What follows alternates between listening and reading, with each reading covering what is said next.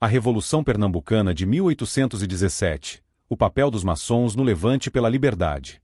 No dia 6 de março de 1817, Pernambuco tornou-se o epicentro de um dos mais marcantes movimentos revolucionários do Brasil colonial, a Revolução Pernambucana, também chamada de Revolução dos Padres ou Revolução Clerical Maçônica de 1817.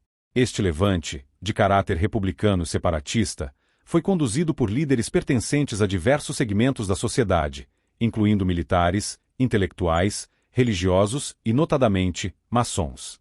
O objetivo central era romper com o domínio português e instaurar um governo republicano, em resposta à opressão, ao autoritarismo e à exploração econômica imposta pela coroa. Os fatores que levaram à revolta. A Revolução de 1817 não foi um evento isolado, mas sim o ápice de uma crescente insatisfação em Pernambuco e em outras partes do Brasil. Entre as causas que alimentaram o desejo de emancipação, destacam-se a crise econômica e social. A exploração dos recursos do Nordeste pelo governo colonial gerava uma concentração de riqueza nas mãos de poucos e uma população empobrecida, composta por comerciantes, artesãos e produtores agrícolas que enfrentavam graves dificuldades financeiras. A influência das ideias iluministas e da Revolução Francesa. O pensamento liberal e republicano havia se espalhado pelas elites intelectuais brasileiras, especialmente por meio dos maçons e dos sacerdotes ilustrados, que defendiam a liberdade, a igualdade e a fraternidade. A presença de um clero engajado, diferentemente de outros movimentos revolucionários, a Revolução Pernambucana contou com forte participação do clero, representado por padres que, além de lideranças espirituais, também eram entusiastas dos ideais republicanos e nacionalistas. A atuação das lojas maçônicas. A maçonaria, já consolidada como uma força política nos bastidores, foi essencial na articulação da revolta. Vários de seus membros participaram ativamente do movimento, promovendo reuniões secretas e organizando estratégias para enfrentar o governo colonial. A eclosão prematura da Revolução. Originalmente planejada para eclodir no dia 5 de abril, durante as celebrações da Páscoa, a Revolução teve início de forma inesperada em 6 de março de 1817. O estupim do levante ocorreu quando o governador Caetano Pinto de Miranda Montenegro, alertado sobre o complô republicano, ordenou a prisão de 11 suspeitos. Entre eles, estavam 5 maçons que tiveram papel decisivo na revolta. Domingos José Martins, maçom, um dos principais articuladores do movimento, responsável por buscar apoio e recursos para a Revolução. Antônio Gonçalves da Cruz, o Cabugá, maçom, figura-chave no contato com governos estrangeiros para angariar suporte internacional.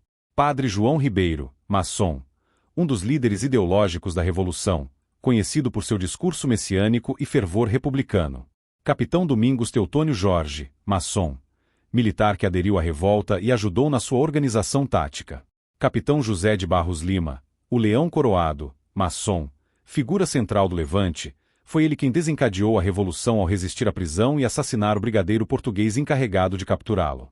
A resistência de Leão Coroado, ao invés de conter os revolucionários, inflamou ainda mais os ânimos e levou à tomada de poder em Pernambuco, estabelecendo um governo republicano provisório. O governo revolucionário e sua queda. Com a rápida adesão de tropas e civis, os revolucionários conseguiram expulsar as forças coloniais da capital, proclamando uma república independente de Pernambuco. O governo revolucionário aboliu alguns impostos abusivos, declarou liberdade de culto e tentou buscar o apoio de outras províncias, como Bahia, Paraíba e Ceará. No entanto, a resistência luso-brasileira não demorou a reagir. Tropas enviadas pelo Rio de Janeiro e pela Bahia organizaram um cerco a Pernambuco. Sem apoio externo e enfrentando divisões internas, os revolucionários foram derrotados em poucos meses. O fim trágico dos líderes revolucionários. A repressão foi brutal. Muitos dos líderes revolucionários, incluindo os maçons, foram capturados e condenados à morte ou ao exílio.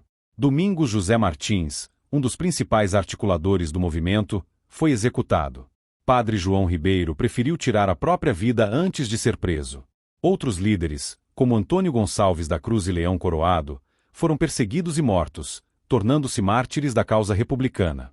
O legado maçônico da Revolução de 1817. A Revolução Pernambucana de 1817 foi um dos primeiros e mais significativos levantes republicanos da história do Brasil.